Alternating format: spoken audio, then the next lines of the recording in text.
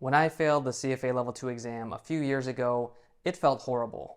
Putting so much effort into studying, skipping out on social events, it felt like a huge loss of time that I was never going to get back. And having to tell people that I failed wasn't fun either. If I could go back in time and give myself advice after failing Level 2, this is what I would say. Maybe this can help you too if you find yourself in a similar situation. First, I would say you're not alone. You're actually in very good company. Most people in the CFA program end up failing an exam at least once. People are much more likely to post on social media about passing the exam than failing, so it can seem like more people are passing than really are. But realize there are a lot of people out there in the same boat as you. I would also say that your exam result does not reflect on you as a person or your intelligence. The people taking these exams are already smart to begin with, and a lot of times this can be their first experience not passing a test. And that's rough. But this exam is not about how smart you are. Because there's so much content to learn, it's more a matter of how much time you're able to put in to study and do practice problems.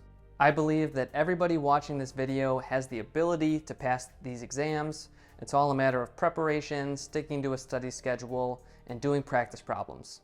I would also say that it was not a waste of time.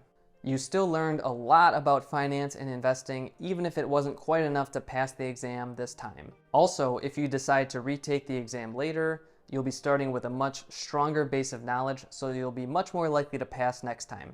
Now, in terms of what to do right after getting the result, I would take a few days off to just process it. Just go do something fun to forget about it and let the feelings of disappointment wear off a little bit. Once you've cleared your head, you can start thinking about if you want to take the exam again. Nowadays, each level is offered multiple times per year, so if you're going to retake it, I would take it as soon as possible while the knowledge that you just learned is still relatively fresh.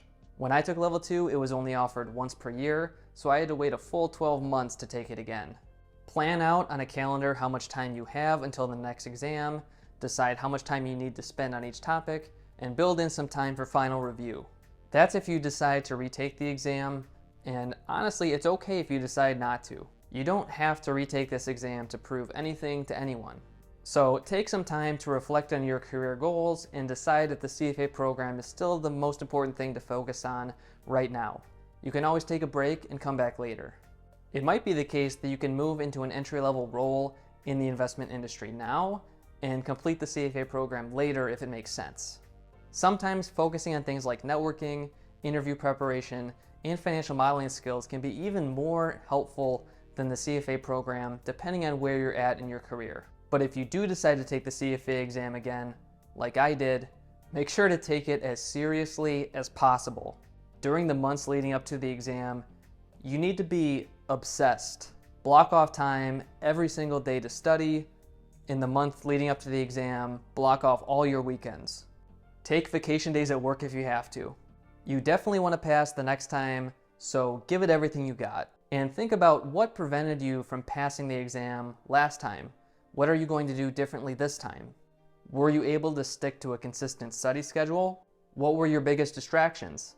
How can you avoid repeating the same mistakes? Personally, I was fortunate enough to pass Level 2 the next time I took it, and then I passed Level 3 the following year, finally earning the charter. So don't let this setback get the best of you. If I can do it, you can do it too. I have some other videos posted on this channel about specific strategies I used to pass the CFA exams, so be sure to subscribe to the channel, check those out, and I'll see you in the next one.